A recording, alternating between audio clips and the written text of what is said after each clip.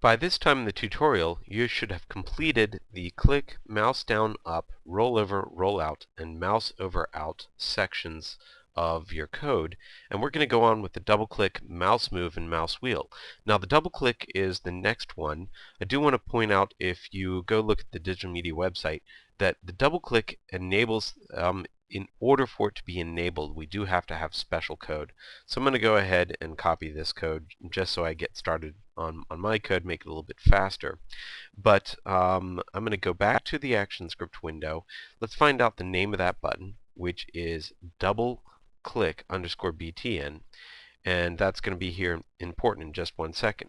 So to this next section, I'm going to have my double click. So let's put that comment in here, and I'll paste that code just to kind of help myself get started. Now we're going to be using the button that we actually have on here instead of the one that I have coming from my website. So here's one thing that we could try. We could use the insert target path tool, which we haven't used yet in these tutorials, and I might be able to find it here in this list, and there's the double click button. So just click OK, and you'll see that it changes that code. However, it does add a this before it, and I'm going to take off that this. Now I can use that same exact double click underscore button for the event listener, and then we have function my double click.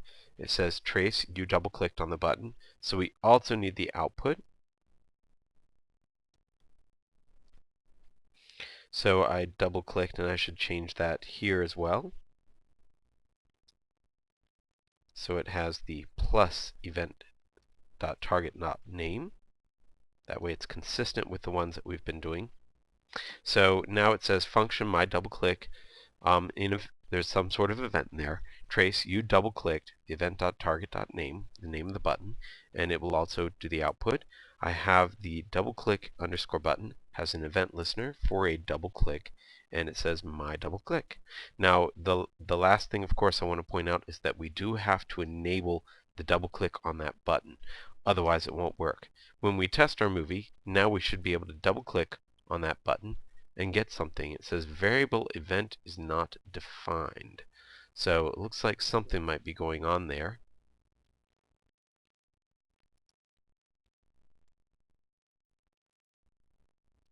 So the other ones are running here. So let's see if we can troubleshoot this. Let's go back. Oh, that's why, because those say event.target.name, and they have to be EVT, so they match what we have up here. So those must say EVT, EVT for the event. And you'll see it says you double clicked on double click button. So we got that to work. Now the last two we're going to deal with are the mouse move and the mouse wheel. Now the reason that I've saved these to last is that even though we have buttons here, these are generally non-specific or general mouse events. A mouse move is any time the mouse moves, or a mouse wheel is any time the mouse wheel moves. So we can make them specific, but that can be kind of a problem. So you can find out more about this specificity when it comes a little bit lower here when we talk about what's called event scope. So this is going to be a moving the mouse. So I'm going to go ahead and add my code here. So it'll be underneath this. Copy that and paste. And this will be mouse move. Now let's find out the name of that button. I can take off the double clicked equals true, because if you copied your code from your last one, we don't really need it. My mouse move is, we'll call that function.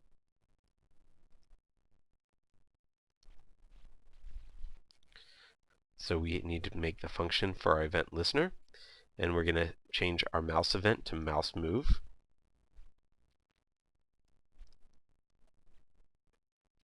And then let's see, you moved the mouse, I should say, moved the mouse. and then it would say over, because we're moving the mouse over. Move the mouse over that particular button.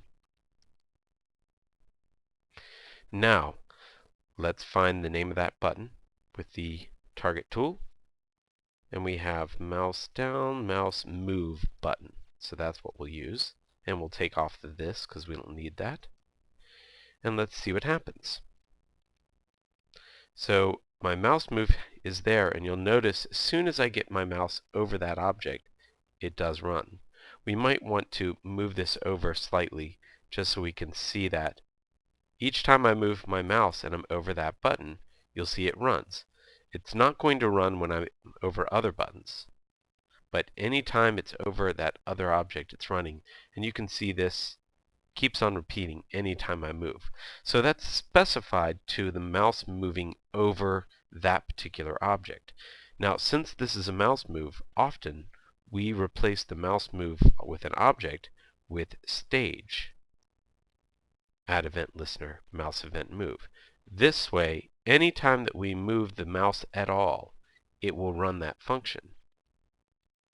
This is something that you might use in a game. And of course, we can still get rollovers and rollouts and clicks, but as soon as we move the mouse, it goes back to the mouse event for the mouse move. So obviously, this is one that's not fun to have constantly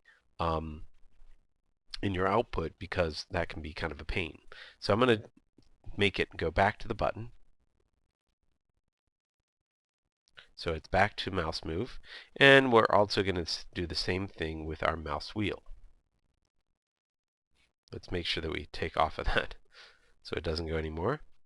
So that's the mouse move.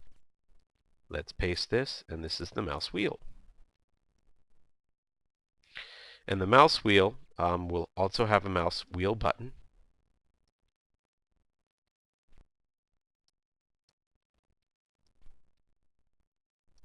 And of course, we're going to change all of the different things here for my mouse wheel.